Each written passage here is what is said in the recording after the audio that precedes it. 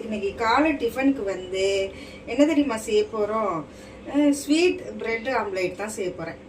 அதுக்கு தேவையான பொருட்கள்: பால் 1 டம்ளர், 8 பிரெட் எடுத்துருக்கிறேன், இது நாட்டு சர்க்கரை, ஏலக்காய் தூள், அது உங்கள் விருப்பம்தான். ஏலக்காய் தூள் போடுறதுனா போட்டுக்கோங்க, இல்லைன்னா விட்டுருங்க.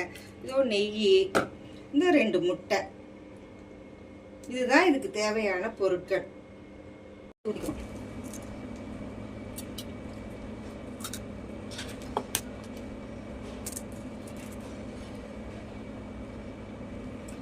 வச்சு விட்டுட்டு அடுத்தது பால் ஊற்றிக்கணும்.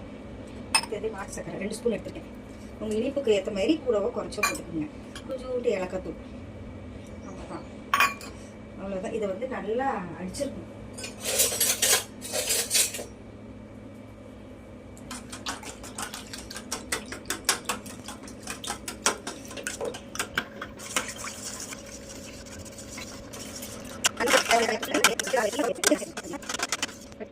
போட்டுக்கோங்க.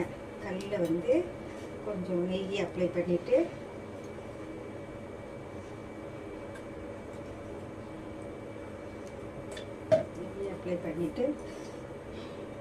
பிரெட்டை இதில் அப்படியே நினைக்கணும்.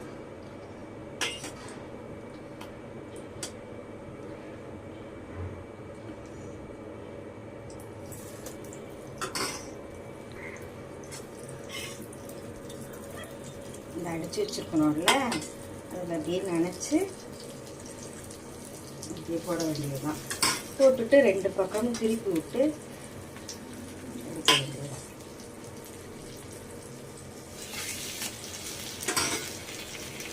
4 பிரெட்டாக கூட போட்டு எடுத்துக்கலாம்.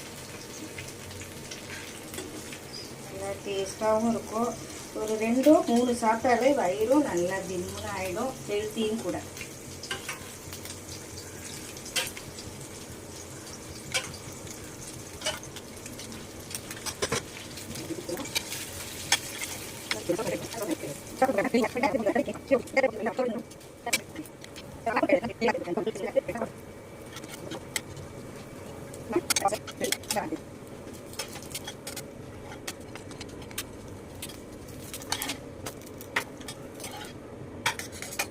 சுவையான பிரெட் ரோஸ்ட் ரெடிங்க.